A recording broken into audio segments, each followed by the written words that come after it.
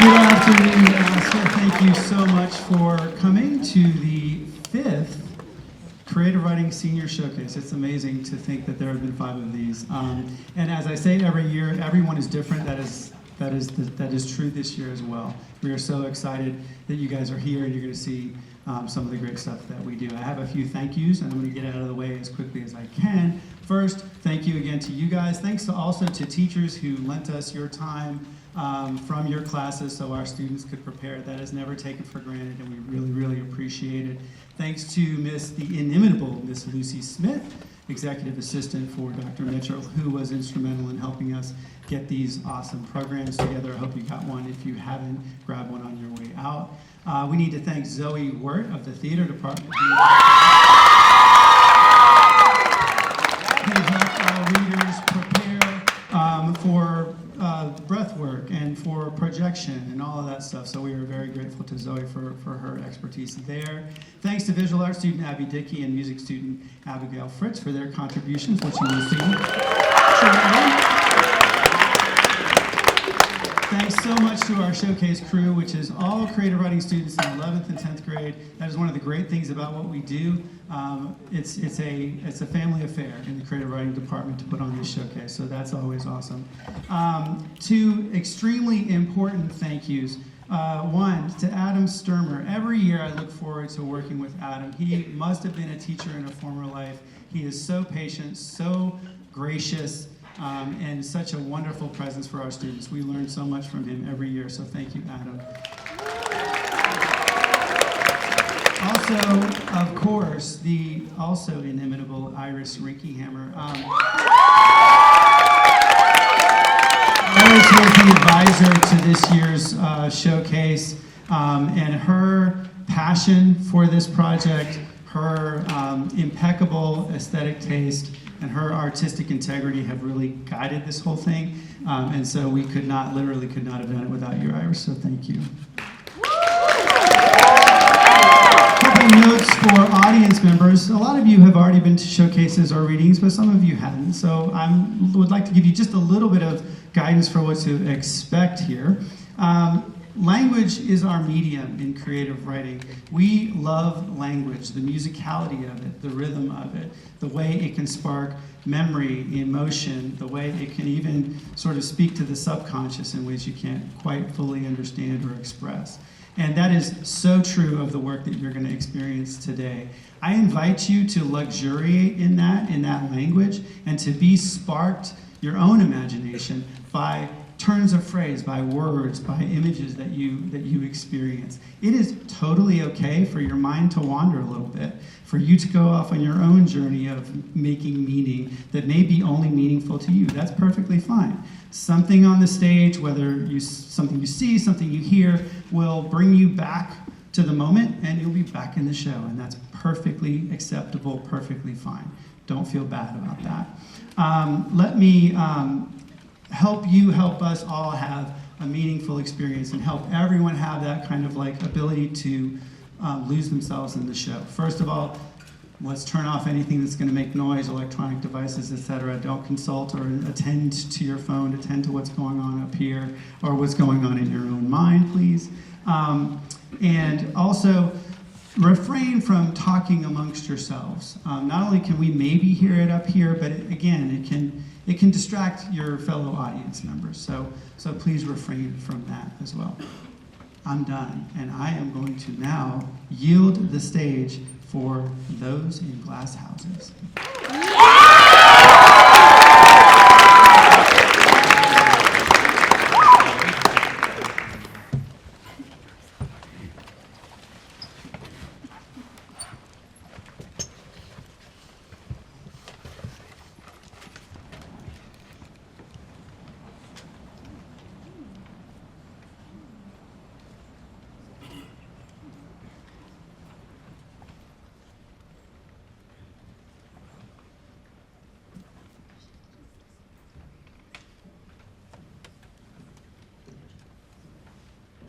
I am not precious, nor am I deceptively strong or enduring, but when you reach down to scoop me up, full of pity or precaution, I will shred your hands to ribbons, and then shatter further.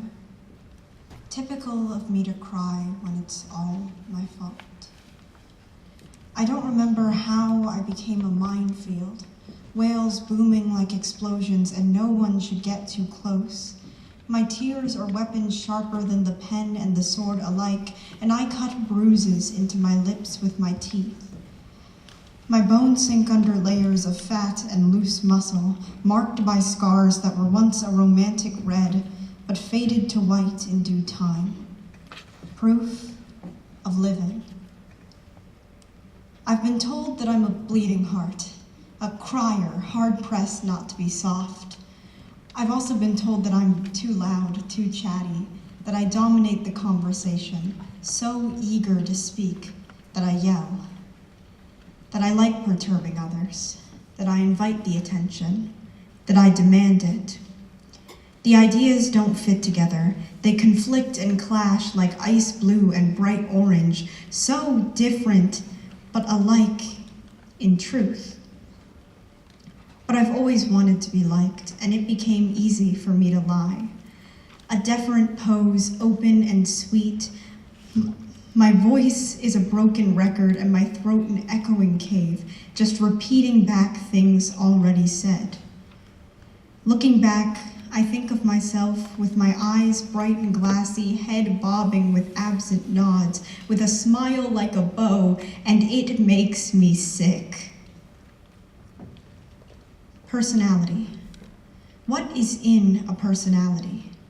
Everything we've done informs everything we do, and everything we do has been done before. What sets us apart?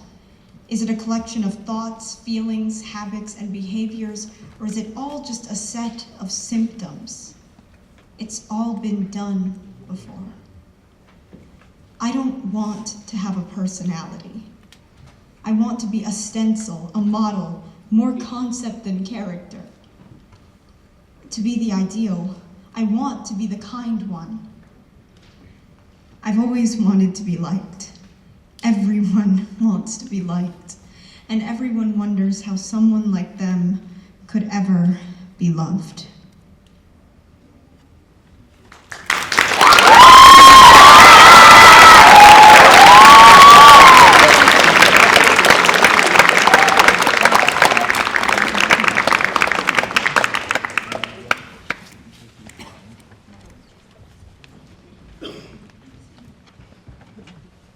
There's a rose bush in my backyard.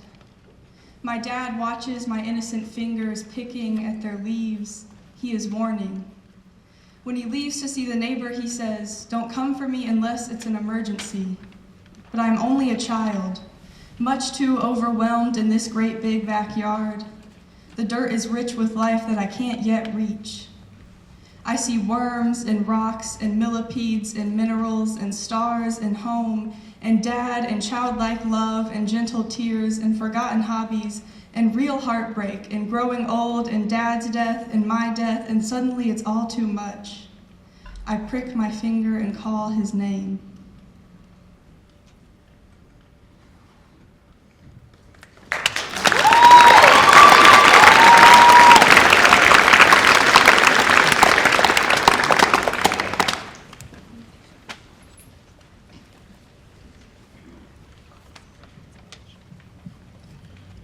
After long nights of battling the moon, the waves thrum on the shore like the tender tune of a violin. A delta breathes her body into the ocean and fulfills her duty as river. I met the sardines pecking at the Pacific shore, above a sky dusted with clouds like ice dusts a winter's day somewhere far from here. Here, where the cove curves in like a window, showed me the brilliant salt-stained tears of my mother's happiness like a symptom of lasting gratitude. Her teeth, with lips curved upward, white like sunrise, herring, milk. Fish have school and a town square. I was taken to the beach and witnessed it firsthand, seaside and babbling. It was a funny thing. I was sure I would sink in those waves, no help from my parents until I was scooped out at the last moment, cradled in my father's arms, closing off the danger that coats the ocean who wanted to consume me. But to spend eternity alive among coral and sea bass appealed to me like bird to nectar and those sweet sappy things. If I'd been touched to tears, I would have said a prayer to the above, and God's glorious light would shine down upon me, casting my bundled body from seaside right down shoreline. But the blessed page was nothing to me but words and a painkiller for the vulnerables around me. Fish don't have a holy book. Sailboats consume the world, yet God's ocean remains mysterious. It beads off that strip of California sand, of homeland, and I fly straight to that bay I bathe beside, all to sleep at its banks because it's healthy to be near water. Again, as I grasp for water at my bedside, a symptom of leaving the riverbanks and shorelines, I see a clear picture of the common carp, walking with fellow fish toward me on the California coast, where the ice cannot fog and where the waves cannot reach.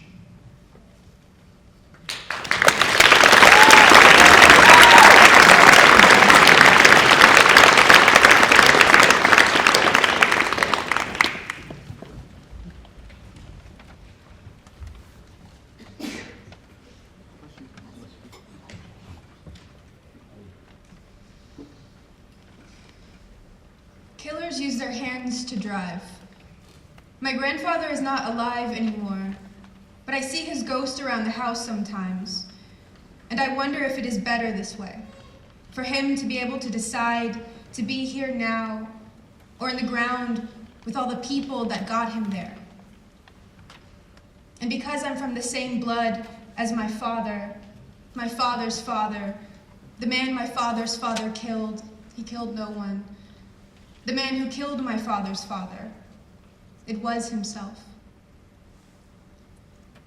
Black bleeds into yellow and breeds blue, makes bruises, the half-brother of blood. It has never been a matter of consequence. But I see a dancing Hawaiian girl in someone's dashboard. And from the reflection of the glass, she looks like a stretched boa sleeping in the windshield, a glimmering passing memento. And from this, I'm left imagining the moment my father met his father for the first time. This guy, a graveyard-digging myth, in the bathroom of a Honolulu hotel, takes the leftover skin and blood and bones stuffed in his pockets from the field, disguises himself into a man, forgets to grab a heart, and holds my 4-year-old father in his stolen hands. And for a while, the two rock back and forth in this circadian rhythm of pretending to like and be liked, watching the night shoot the sun down and wring her blood from its hands.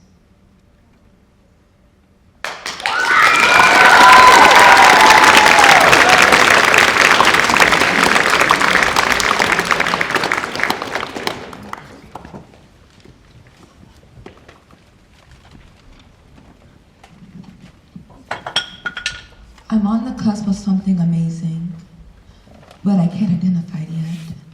My arm is reaching out across the shadows that encircle me, but I do not know what it is reaching for. I can feel warmth on my fingertips, but I can't identify what it's coming from. I just know that it is close. I take a deep breath, scrunching my eyes as high as they will go, as if preparing for something. My feet advance as if they're in on a secret in which I am unaware of. Do they know where they are going? Do they know where I am going? A faint sound of music fills my ears as a peculiar warmth begins climbing up my arms. Make it stop, I beg. I don't know if I'm ready for this. Ready to... A bright light blinds me as the warmth consumes my entire body. The faint sound of music has grown loud and bold. I can't escape it. It's in my ear. It's in my soul. I open my eyes to see a field of flowers before me. Rows of pink, purples, and yellows aligning just beyond the horizon. Tears stream down my cheeks in a moment of awe. What is this place which I have stumbled upon? This light which has decided to grace me. This music which fills my heart with such joy. I look behind me and see an abyss of black consuming all that is near it. It is an entire wall of shadows. Is that where I came from? I look up and see the sun illuminating the sky in its endless light and beauty. And I say, thank you, Lord, for freeing me.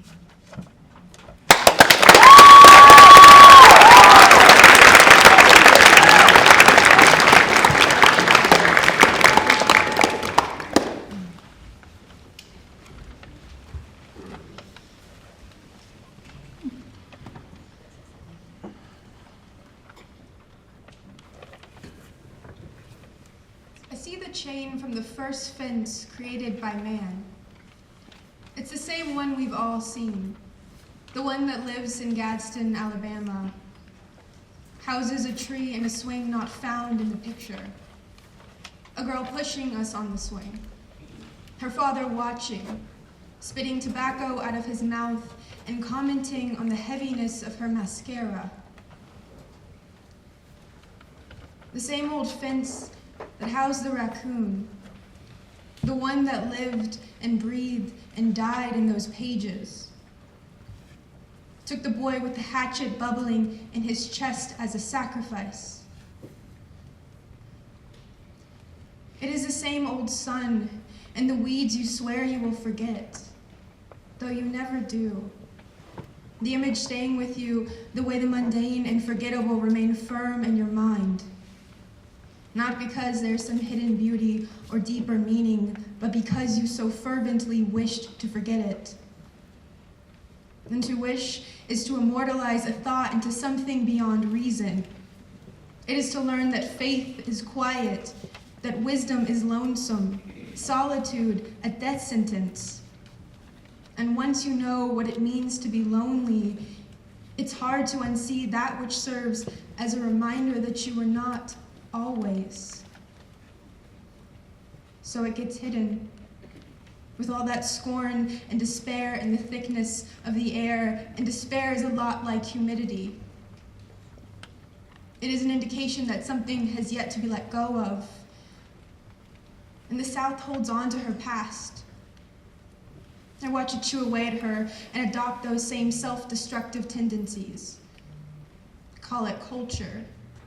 Tasted in my mother's cornbread. My mother and her mother. Poster children of the movement of people who never learned to let go.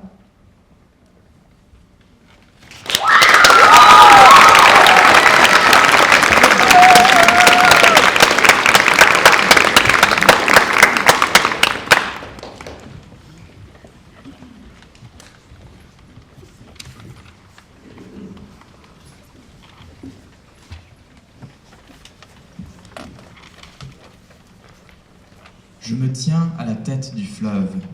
I Je stand at the regarde la head of the savane river. et j'observe. I look around at the C'est desert beaucoup and I trop calme. observe. It Un is chat much est too assis à quiet. côté de moi. A cat is Nous sitting ne next to touchons pas. me. We do not touch. Il y a des dunes ondulantes de sable et d'herbes sèches, des arbres courts aux There are feuilles rolling pâles, dunes of et sand, la seule dry rivière où grass, je me and short trouve trees with pale serpente leaves. paresseusement à The only travers river le where I paysage. stand twists lazily through the winding landscape. Je regarde le chat et je vois un lion. Je vois ses chatons et la I squelette look de at sa the cat and I grand-mère. see a lion. Je vois ma I see mère. her kittens and the Elle skeleton of her s'approche grandmother. lentement de moi I et see pose my sa main mother. sur mon visage. She approaches me slowly fait and froid places sous her le hand soleil on my d'automne. face. It's cold Elle under the bouge mes scorching cheveux, elle sun. me regarde dans les She yeux, moves my hair and looks voyant into leur my couleur et eyes, leur forme. seeing their color and shape. Je tourne légèrement la tête et elle disparaît. I turn my Le head chat slightly est and à she sa disappears. place. Il remue The la cat queue. is in her place, Nous ne touchons agitating toujours its pas. tail. We still do not touch. En regardant la rivière, Je vois les énormes poissons qui nagent doucement. Looking at the Sur river, leur I dos, see un massive message fish de swimming Dieu, deliberately in the Des images blue. d'autres On their créatures. backs, a message Le from portrait d'un God, village très loin images of d'ici. other creatures, the portrait of a village very far from here. Dans mes mains, une tasse de thé à la bergamote apparaît. In my hands, a Le cup thé of est chaud bergamot tea avec un goût appears. profond. The tea is Il hot y with avait a un deep goût de taste. miel, mais It on ne holds a trouve pas de flavor of miel de honey, ce côté de la but savane. honey is not found on this side of the desert. De ce côté-là, il n'y a que de l'argile, du On sable this et side, de there is l'or. only sand, Les clay, villageois and créent de la gold. poterie et Villagers guérissent les create maladies pottery avec des and cure pétales. illnesses with petals. Cette rivière est restée sec pendant très longtemps. The water in this Je river vois was le dry sable for a peu very long habitué à la time. nouveauté de l'eau. I can see the sand is not used to the newness of the water. La coupe dans mes mains a disparu et elle est remplacée par une lance. The cup in my hand is Quelqu'un ou gone, quelque and it is chose replaced veut with que a je tue spear. un poisson avec un image Someone sur or le dos. something wants me to kill a Je ne sais fish pas with a qui. picture on its back. Dieu peut-être, I don't know who. ou le chat, God, toujours à perhaps. côté de moi, Or the cat, lui léchant les still pattes. next to me licking its paws. Je jette la lance sans regarder.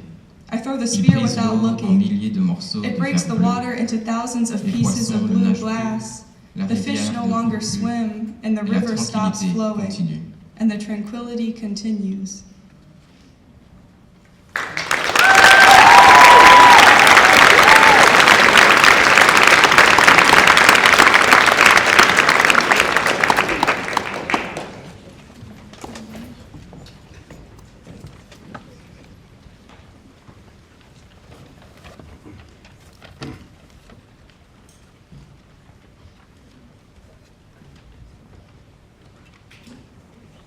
A black baby is a seed having fallen from a wilting past, fighting its way from the dirt. Hope, a wish buried deep in the prime soil, or the best we could find. A better place to grow than where it fell from. Their parents wilt north for a reason. You know what lies ahead. Every little face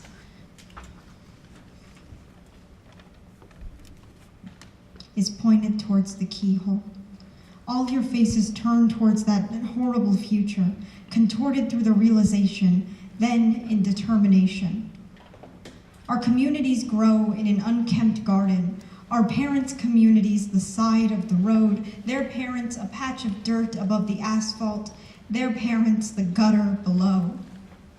The May sun reflects off brown skin, casting an imposing shadow on what's left of the frame as you turn towards a terrible future, marching through as though the hose spray is just rain and the canine teeth are just rocks.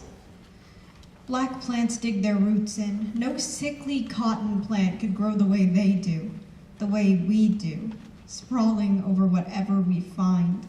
No amount of plucking and persecution can weed us all out. No spray of weed killer or tear gas can choke us all. No amount of death is enough to kill us all. No winter is enough to keep out spring, and no grave is so shallow that nothing can grow. You're at the door now, and each little face is pointed towards the same keyhole, preparing for it to open, but prepared to knock it down. They hear you knocking, but you can't come in. Our communities were created in an unkempt garden, locked out from the rest, tended to only by itself. Boundaries made between soft, green grass and dry, cracked dust. They fight so we might not know pain, and we grow to make it certain. We grow to fight, too, and to turn it into black Eden. And when they burn it to the ground, cast us out, ransack our forbidden fruits, we'll start again, as we always have, where they made us begin, in the gutter.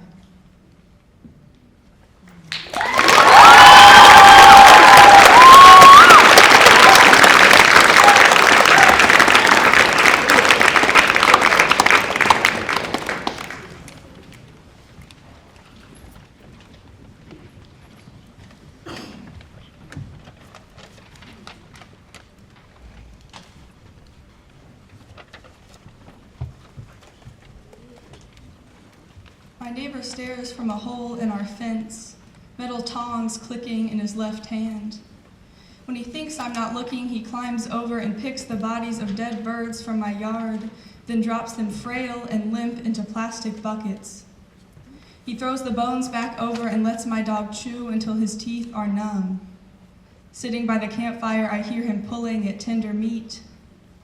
The dog learns to pace by the fence when powder blue skies turn pink. The birds start avoiding my feeder, so I switch the brand of seed. They start visiting again, so I crouch on the roof and watch behind binoculars in patience. My neighbor sprinkles white powder on the food, and I wonder how working hands move at the devil's will. I don't let the dog out for a week. Monday comes and there's a knock on the door. A plastic container, stained from past dinners, now filled with meat. The dog comes running for the smell. Bluebird, soft and pale. I think of my grandmother telling me about greed and where hell is and how only the selfless can reach the golden gates. I let the dog eat the meat in tiny strips, one at a time. I dump the bones and container back over the fence. From the roof, I see the neighbor chew on brittle sticks. I vomit in the grass and wipe my sticky mouth. The dog whines and I tell him to grow up. My grandmother told me you won't find the secret pathway to pearly skies if you're ungrateful at night. I begin to notice black smoke rising from my neighbor's silent yard, covering the sunset every evening, the final breaths of birds floating back to where they came from. I pace by the fence with a paper bag, collecting the bones as they fall from worn hands.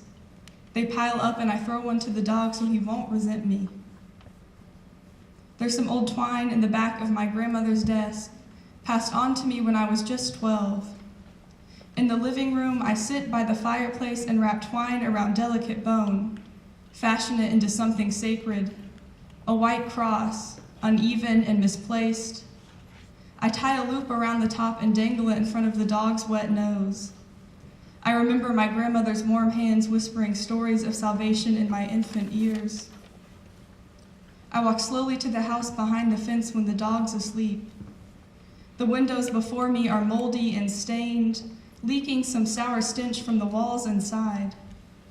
The front door is bright red and peeling at every corner. In a rocking chair sits a bucket of blue feathers, soft and young in my hand. With a boiling heart, I drive a nail through the middle of the door. There I hang the cross in hopes of his repentance. It swings gently back and forth, attempts to fly away. The voice of my grandmother echoes from the movement, breathing words of forgiveness.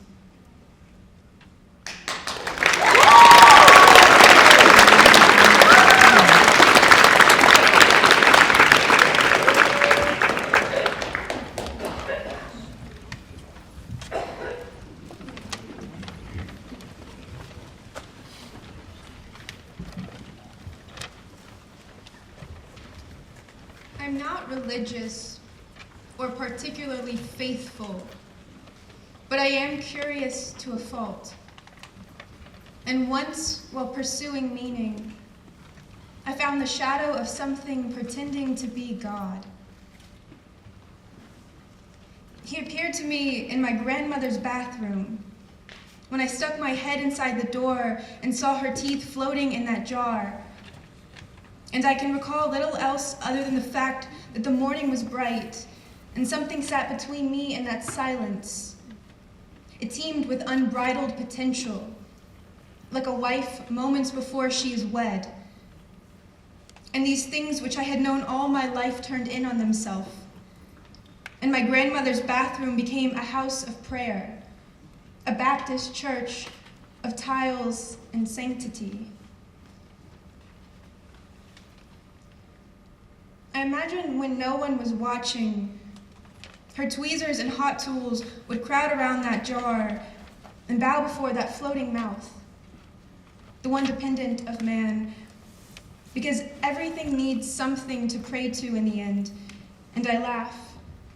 I cannot see how this object was any different from you or me, of anything dishonest and cast into the spotlight. He was something between the crack in the mirror, the teeth and the seedy pulp that make up the body. He was not the mouth. My grandmother was the mouth, and this infuriated him. And he was lofty like the shadows on the wall. Spooked like a loveless horse, he ran from his own shadow. And I do not say this to be cruel.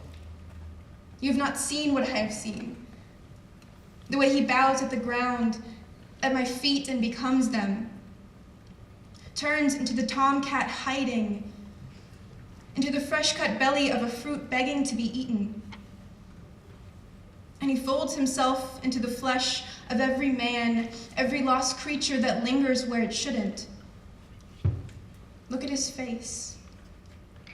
See in it the cracks where he meets himself, where he splits into sections and all the little pieces he denies.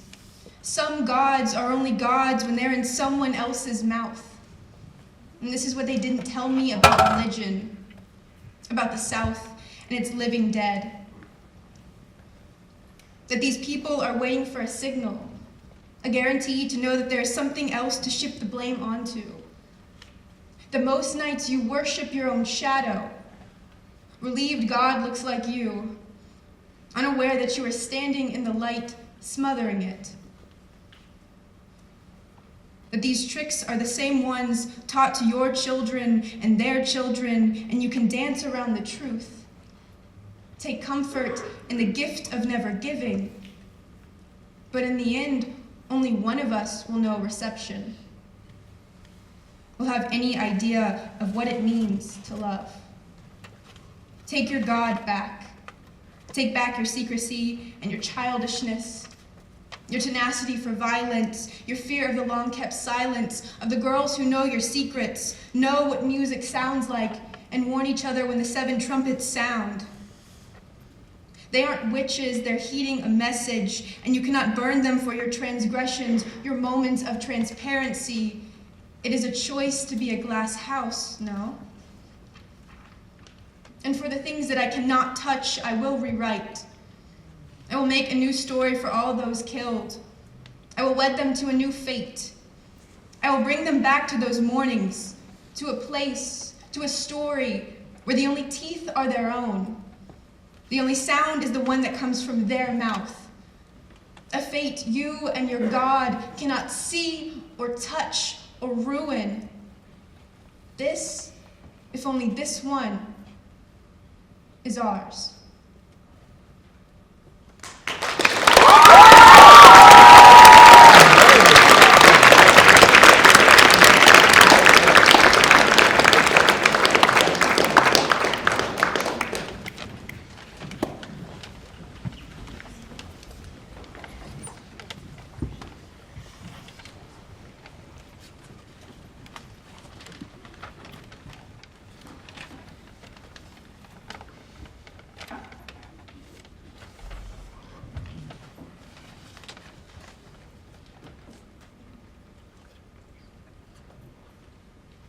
Today, I saw a baby picture of myself, and my cheeks were round and downy, and my curls held themselves above my head like a halo, like horns, like a child's hair.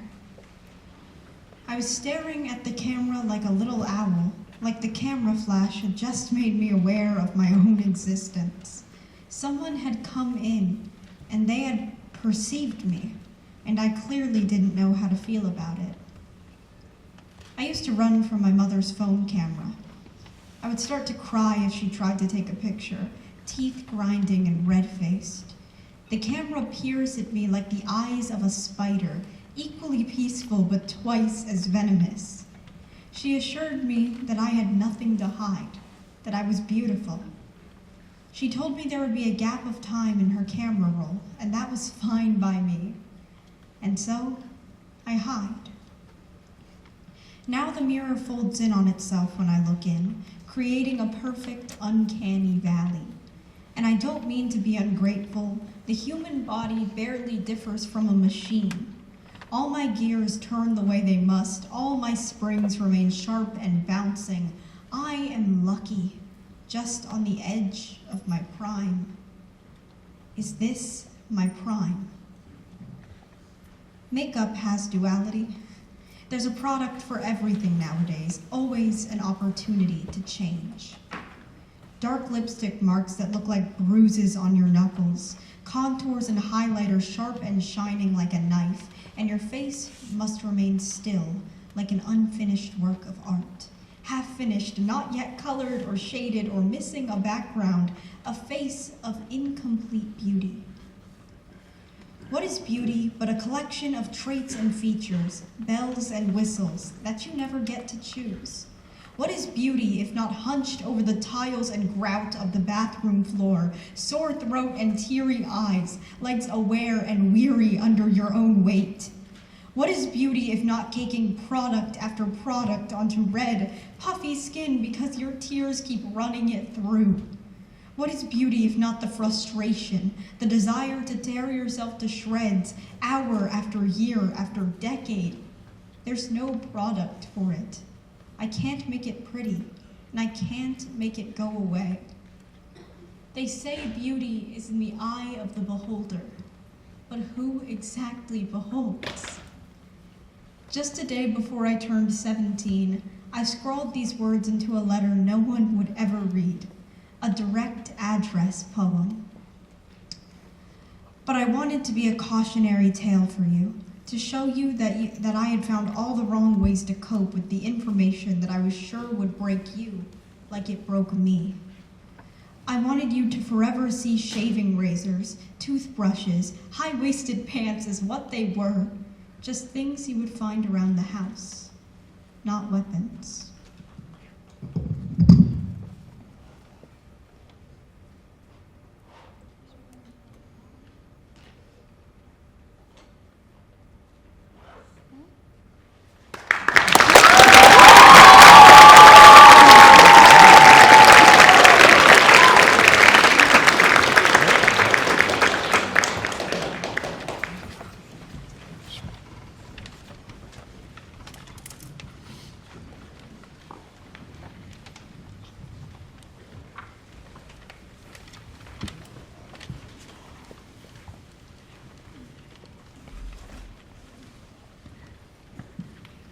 Your streets are covered in my blood, tire tracks scattering my remains like lion to gazelle in open field.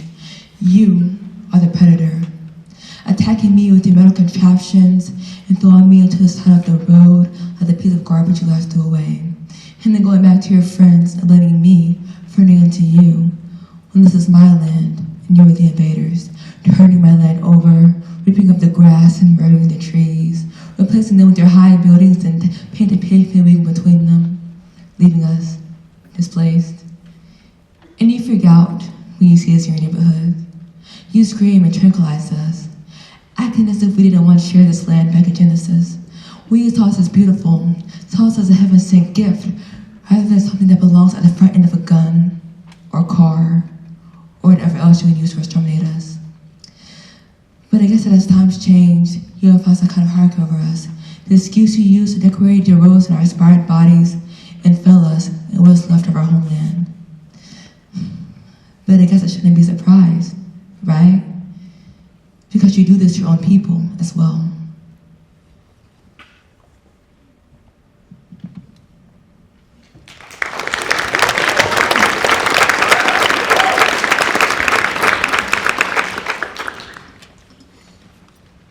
In the deep plumage of the gray heron, I will find a tin of bluefish soaked into his feathers. And how beautiful it was to see, surrounded by warmth and curled deep within his heart. I'll let him sing with the tin, let him free, but warped view will bring him back to me. He stands solemnly in the riverbed, water rushing around his ankles, and he bleeds only for the marsh grass and mangroves and peach trees. And when his beak pierces a peach, fallen from the sullen tree, bleeding fruit and nectar, my heron takes flight from the riverbed, and I saw how empty he left the forest in which I dwelled, a warped vision of how I thought he'd stay here, his frame curled around my little finger. I I wade in the river and let memory of him be soaked into my skin again. I've been soaked, nearly pocketless, only my curly hair giving me any shape. In my mind, I warped his beak to rid him of the riverbed, let him bleed for leaving, even if he gave meaning to the peach tree.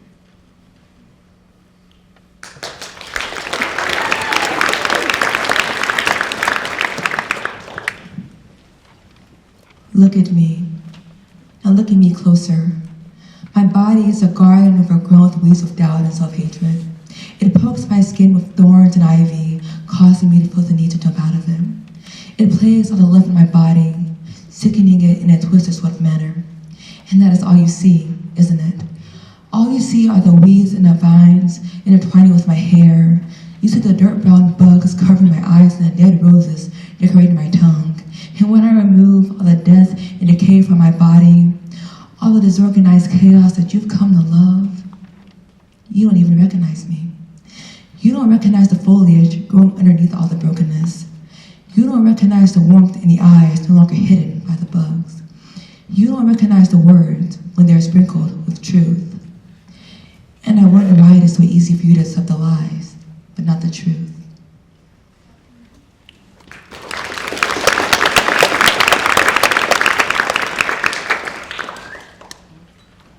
I wake up and stretch my phantom limbs.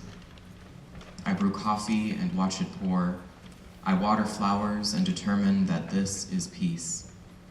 I bandage and wrap cuts because my heart wills for healing. Blessed be the ferns and hollyhocks that kiss my hands and face as I grow from the bud I once was. They know the time it takes to bloom. Their stems are firm in their soil. They don't toss a penny into that old wishing well. They see the man that waits before them, trapped in his boyish chrysalis. I walk to how I was before and wish for a bitter end, but there's birdsong that accompanies growing old, and tossing that penny was just for me, and I already feel like doing it again. So I let the peaches bloom and I grow along with them. I nurture the soil and tend to the weeds and face the warm pool of sunshine that bathes me every morning. I don't have the heart to love my scrapes and bruises. My face is chapped and my pores play the blues with each passing mirror. But I pour my heart back into the pot from whence it came. And if I warped a rose into a daffodil, their faces would change color and they don't bloom the same. I toss their hybrid wrongness to the earth again and let them form before the light.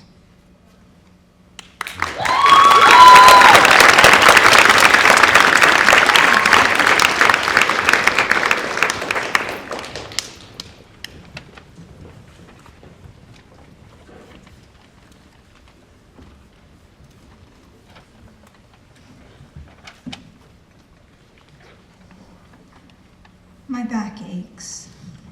From lower spine to hip bones to the curve of my neck, it burns, and it has since morning. My eyes are like rolling paperweights in my skull. Desperate for reprieve, they remain heavy and glassy, threatening to crumble the skin below them as though it were nothing but paper. I'm just as desperate, just as heavy, but I don't even move to take my glasses or straighten up my back. I'd rather suffer loudly than fix it in silence. It is easy to despair, and it always has been. I was considered a gifted kid. I didn't know that it was less of a compliment and more of a conclusion, more of a sentence. There's a reason only children are gifted. What do you call a gifted child 9 years later? A dreamer, a madman, or a disappointment? There is only so much space between a would-be and a has-been. There's no space between washed up and burnt out. But I promise, I am trying to turn my pain into art. Not because it brings me any joy, not because it helps me heal, and not because it is inspiring. Because I am sobbing, screaming, as my art form reopens these old scabbed wounds and cuts fresh ones over what little heals, and I feel nothing. Because art is objectively beautiful, objectively sensual. It is every poet's goal to make their audience cry. I came up here with the intention of dissecting myself, of giving you a tour of my brain, of connecting. And here I stand to the stage lights as an ant is to a magnifying glass. I am a crier, and you can say that it's because I'm caring, empathetic, or can't stand to see injustice. In reality, I think I'm just pathetic.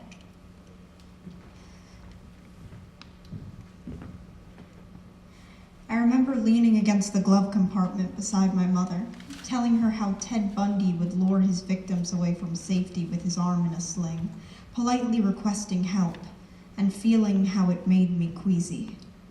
I remember what she said, quick as a frightened rabbit. "Oh, you'd fall for that in a second."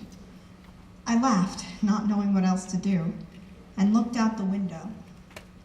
"I'm a bleeding heart," I said. "I can't help it." "You've got to put a bandage on it," she replied simply. "Or someone's going to break it."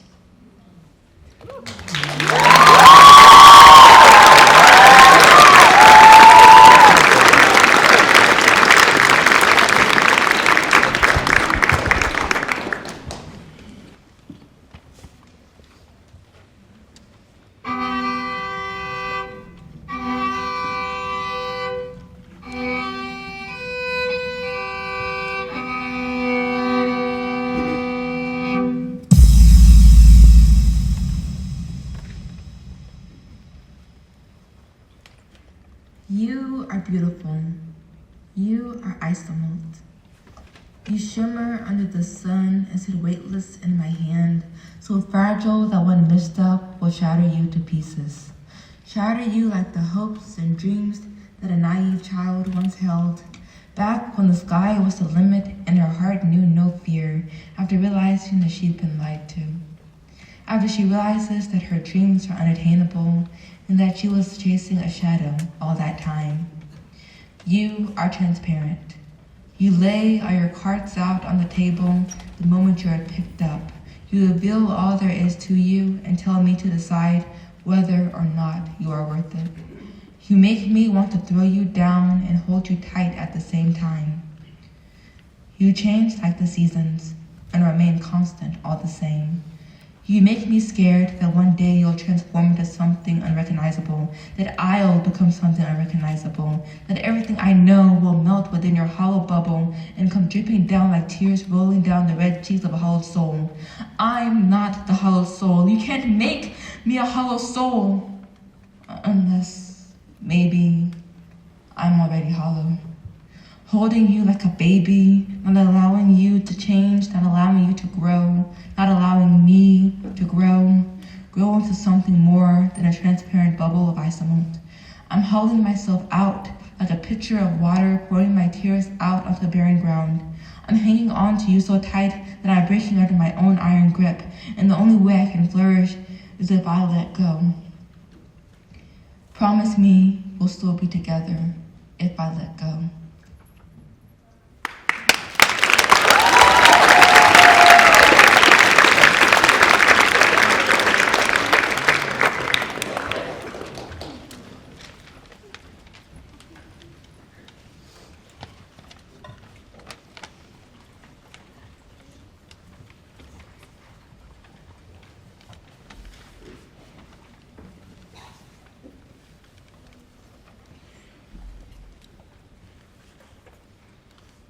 Grandpa woke up in a fit again.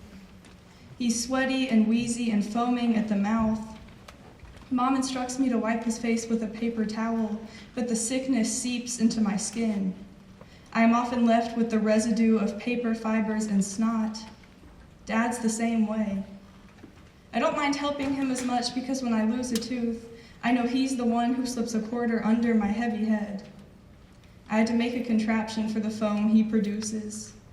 A pail with string hung around his neck like a family heirloom. Through my door, I hear it drip and moan, piling up until it bleeds with the upholstery. My little brother has eyes like marbles. They're glazed over, his pupil and iris floating somewhere in the middle where I can't quite reach. He sits in the bed with Mom where the blanket rests, pulled up under their sagging chins. The fan is especially loud there, all metal and rust. It drags into the living room and out the front door, settling in the barn. The cows whine under its pressure. I've been left to milk them, but the milk they produce is sour and yellow, marrow strained from the bone. The fridge is stuffed with glass jars filled to the brim with milk, medicine I would never take for my own health. But I watch my family suck it through straws and pour it down their aching throats straight from the jar. The milk dribbles down their chins and onto their clothes where it leaves calcium circle stains, shirts spotted like cattle. The next time I go to the barn, Daisy is sneezing like mad. The other cows too, and I see it fly through the air like spider silk.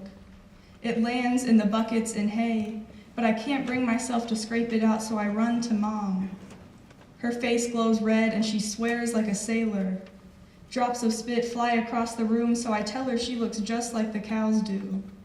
This is not to her liking. She hands me the key to her car.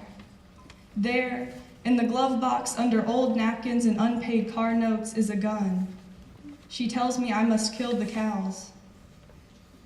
The walk to the barn is long. On the way, I toy with the heavy metal sagging in my right hand. When I finally see it, Daisy is standing in the middle. Her face is something gentle.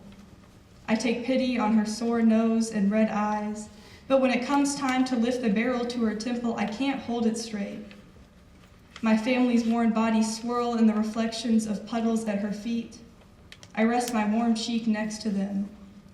Daisy's head rocks above mine, spilling snot and spit into my matted hair. Together it congeals with hay, and soon I don't know where the ground begins and I end. There's an insurmountable weight around my head, something sharp and wet, a sweet kiss.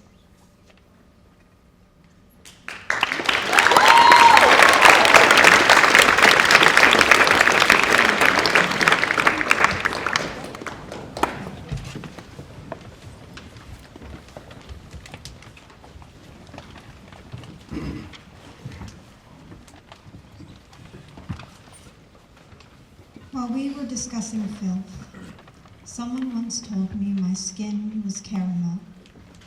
I was born caramel, cinnamon, confectionery, sweet little thing marketed through a window. That's all I could ever be. Flaky skin, jelly insides, and a bitter, bitter heart.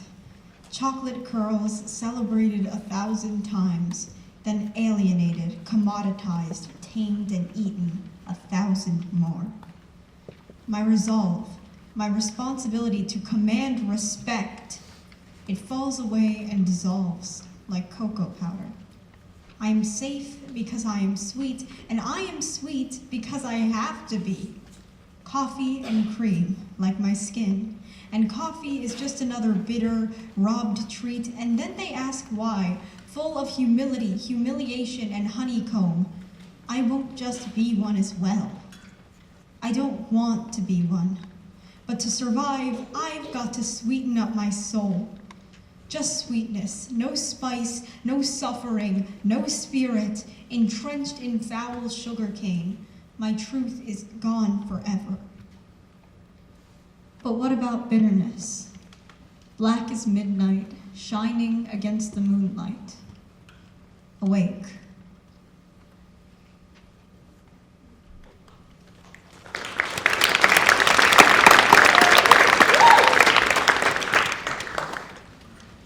Tears streamed down my cheeks as I curled myself into a ball upon the cold wooden floor, in between the downstairs and the upstairs. Yesterday it seemed so distant, like the two of us would remain in this constant cycle of afternoons spent playing and laughing, orbiting above threatening reality.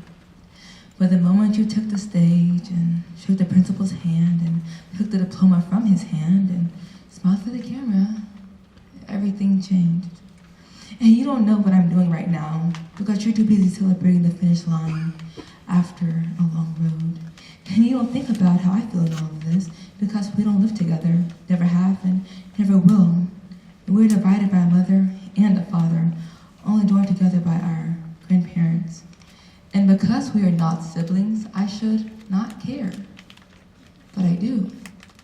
But I do care that I want to see you every day, passing by you in the halls at random and giving you a hug. And I do care that I won't get to speak to you every day because I am a child, too little for a phone, and you are not a child. And I guess that's why you don't mind leaving, because you're an adult. And there's a world calling out to you far beyond my understanding, a world that you had to venture to alone. And I guess that's why I'm currently falling apart.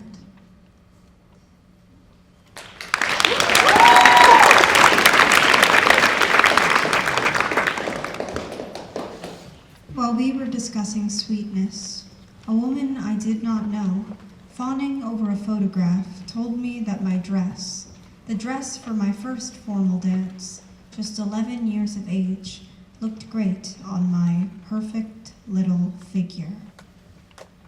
My branches were leaned against the high counter, leaves loosely wrapped around an icy dessert, something fruit-flavored, red, coloring my lips. I'd heard worse. I'd heard so much worse, and I knew it was coming, but all I was left with was a dark, empty pit, like the center of a peach, a popsicle stick licked clean of all things. There was no shouting, no flirting, no indecent gestures, no eerie stares, no following. Just me, my mother, and a woman I did not know, a fruit-flavored treat, and a perfect little figure, barely 11 years of age. Like the tree, I am broken down for parts, blooms, fruits, branches, and trunk, breasts, stomach, lips, and thighs, repurposed for something better, something bigger. My lips part to finish my icy dessert, and all I want to do is to shut them.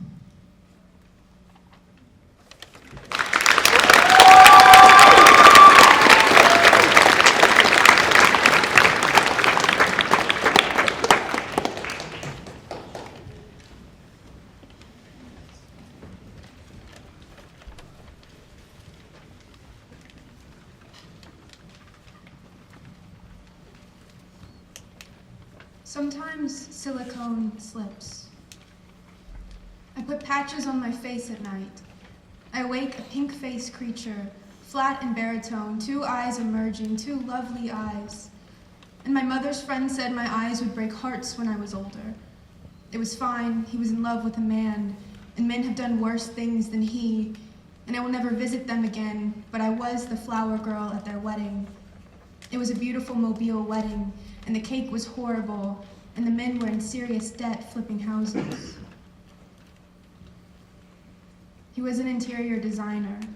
His husband, a train conductor who worked the night shift to get away from his betrothed, and the bats stuck in the chimney. And on occasion, I can recall how he held me from a balcony ledge, hands tight around my legs, my short arms treading upside down, and while I screamed, he laughed as if to say, "This is just the beginning. They will do this to you always." And my mother injects silicone into her lips, makes a monster of herself, was already one, but I don't condemn her for this. Most people are monsters, not born evil, but made evil because they were born, and far too impressionable. And impressions are made when a guard falls, the silicone slips, foolishly and never by choice. So you shouldn't blame her for this either. You can't condemn what you don't understand. I recoil at the sight and curse her under my breath. I figure tears are welling in her eyes at this point. She wishes to be beautiful, I remind myself. Give her this one thing, and fail to recall all the other things you gave her before, of that night 2 summers ago when she stood above your bed, and I nearly vomit writing this. "I'm sorry," she whispered, And I laughed, rolled onto my side, and looked out the window, saw an owl perched on a fence post. He seemed to know what was going on because he tipped a wing to me and flew off to a low-hanging branch. And because to be ignorant is to be free and I cannot fly, I suppose learning to forget is the next best thing. And she had stolen the birdseed from its hiding place, locked it in her car, intending to starve every living thing that night. And we rolled our eyes, said, "You couldn't kill them, not all the other times before, but you'll put everyone through hell trying. And things burned because of you. Those wings are burned now. The objects you touch are never the same as before." She tells my sister how that friend of hers, the one who held me cruelly and spoke fondly of my eyes, had cheated her, upcharged her for an apartment over a bar, a noisy bee-infested bar, and at night they would sting her. "I'm covered in bee stings," she cried. And the cat was dead, and the litter box hadn't been changed, and someone trembling and wounded asked her why. I don't remember what happened here, but I like to fill in her parts, give her some humanity. "Because it's all I have left," she'd say. My sister sat on the bed, a beautiful stone relic falling apart, and we looked at that bed, now blue, and how it used to be white, how my sister spilled blackberries on its skin, and I'm trying to understand you, I really am, but there is no one who has killed like you. No one I shy away from so deeply. Not even the people around me now, hemlocked and stepping on my toes as if to squeeze love out of a girl who doesn't bleed. I've learned that adults are idle owls, evil creatures. Not evil as in wrong, evil as in old, and ignorance is bliss, but wisdom is black death, and I'm running around with so many things still left unsaid. Can't you see what I'm trying to confess here? With this face, these eyes, how do I make them new again? Tell me how to stop wanting. I want to have been conceived right. I want to never think about it at all. Instead, I walk around with bee-swollen lips, make myself beautiful, curse myself for it. Bring in all the wrong kinds of eyes, blurry and evil and hemlocked and not mine. None of them are mine, and all I really want is for them to be mine.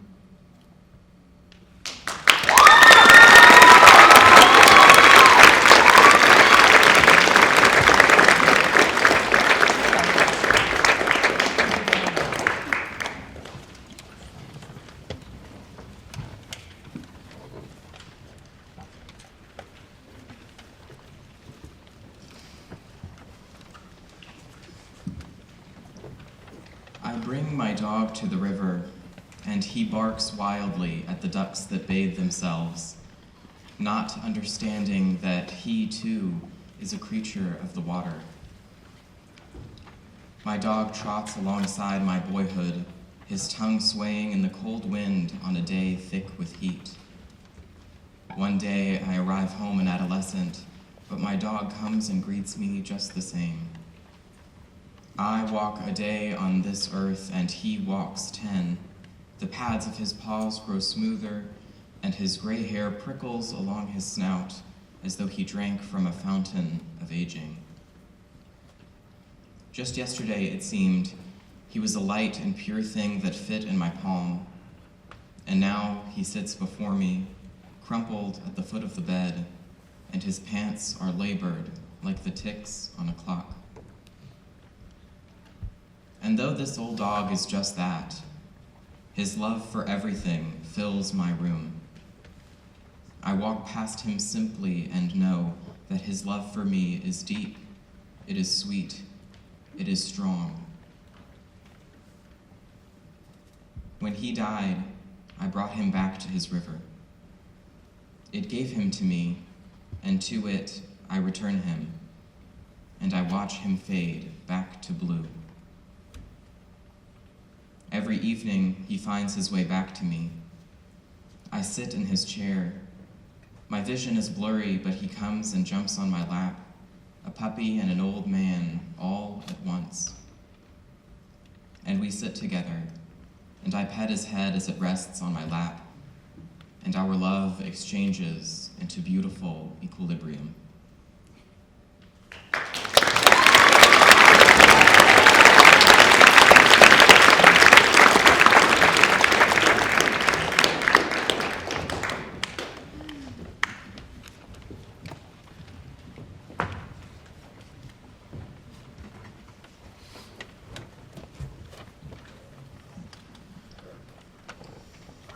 In for 4, hold for 4, and out for 4. Look at your mind from the outside for once. Think twice instead of 100 times over. There are no implications. There is nothing to infer. Things are said and things are done, and that's the end of them. Every word is like a loaded weapon. Every thought is a bullet in the chamber. Put the safety back on. You can't hold on to this moment forever. The world will roll on while you roll this boulder uphill. Drop your arms and raise your eyes. Aren't your shoulders tensed? The sky falls. It's the end of the world. The sky falls. A blanket. There is no difference between the two but you. Repeat in your mind that your life is good because, and only because, it is your life. In for 4, hold for 4, and out for 4. Apologies are like breathing, but don't hold your breath for any forgiveness that isn't your own, because you do not need it. Apologies are made and traded and undeserved, but above all they are desired. Don't hold your breath. A casual sorry, passing pretenses, stock in store, will hurt just as much. Hurting is like breathing. You hurt because you hurt. You're only hurting yourself. Your mind is swollen and pulsing, red raw and breathing. Step away and look around. It's not just you. Step away and let it heal. Step back and take a breath. In for 4, hold for 4, out for 4. You don't need anyone's love except your own, and you can't have anyone's love without your own. I know it's a gamble. Affection is fleeting, quick and easy like breathing, but you don't need anyone's love except your own. Raise your hands and hold your arms and tell yourself, I love you. Don't just think it, say it, write it, memorize it. I love you. Because if you stand and give yourself some applause, it all just looks like dancing. Aren't your shoulders tensed? Lay down your weapon and let it go. Trying to fix what's broken now will leave you broken and it fixed. Neither of you want this, really. Accept what happens when it happens and move on to the next moment. Promise yourself love and it will be yours. Don't think about it too hard. You're not the victim. Step back and say, I love you. Put the safety back on and lay down your weapon. Put down your arms and lay yourself down. Breathing is like breathing. Breathe in, hold, and out for 4.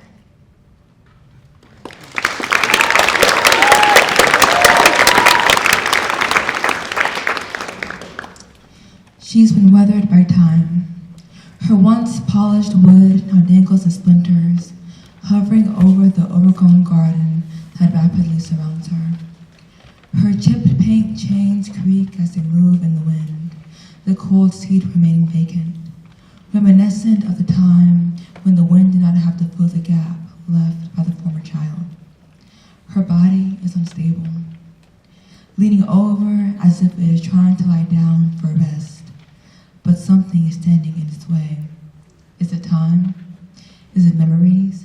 Is it the fact that it is old, not old enough to forget that it was once loved? She rarely sees her family, but when she does, they don't see her. They just see the grass underneath her and the space on her, but they have forgotten her. When was the last time the seed was cleaned by a loving hand rather than nature's tears? When was the last time a part of her broken body was repaired? When the door closes and the child leaves, she will finally fall apart.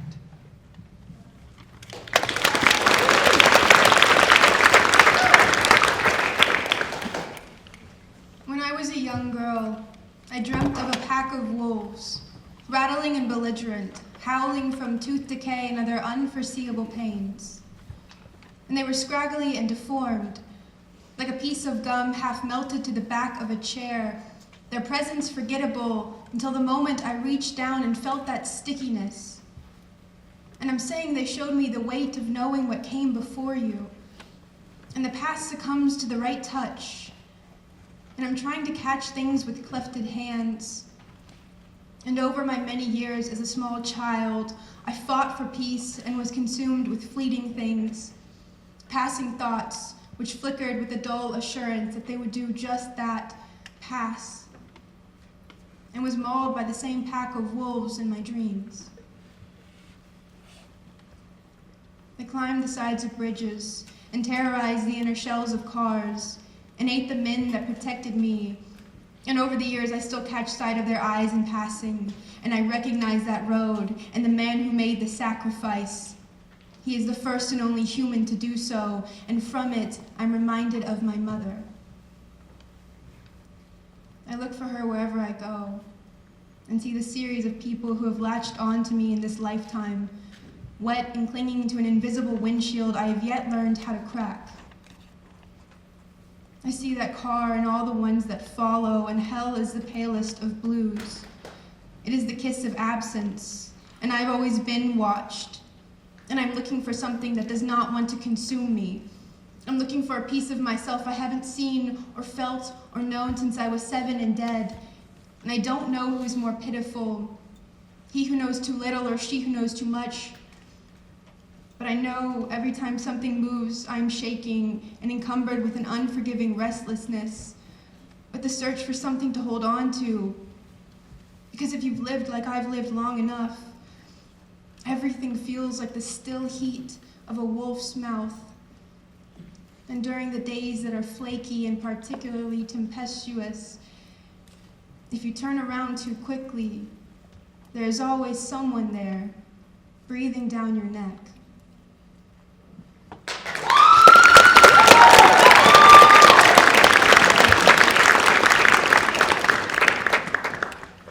There's an angel in the clouds, and he doesn't wave back to me. But I see his eyes hovering above the highest curve and mist. Before my view, he becomes a boy again, sneaking chocolate from the pantry in the middle of the night. By now, he's figured out exactly how to turn the doorknob, how slow and far to open it, the perfect position to grab the wrapper without making a sound. The walk back to his room is long and labored, but he knows which boards creak the loudest under his bare feet. He believes he's smarter than his parents, but they don't have the heart to tell him they've seen the stashed wrappers under his bed and sweet chocolate stains at the corners of his mouth. One day they will laugh and wonder how he ever thought he was safe from watchful eyes. Though he's unaware, he doesn't eat in peace. He is shrouded in guilt and gluttony. Hand travels to mouth, delivering body and blood, simple ritual repeated in the dark. If deep voices ever asked, he'd say he was hungry and pray for forgiveness. But in the scrutiny of their gaze, the pantry collects dust. It's then I look away and decide I will let him eat alone.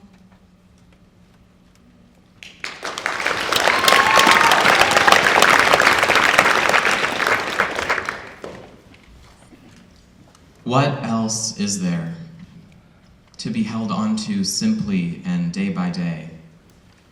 We write because we want the sweet things, words and phrases that punch with every line and sing with syntax, words and things that take us apart and put us back together again.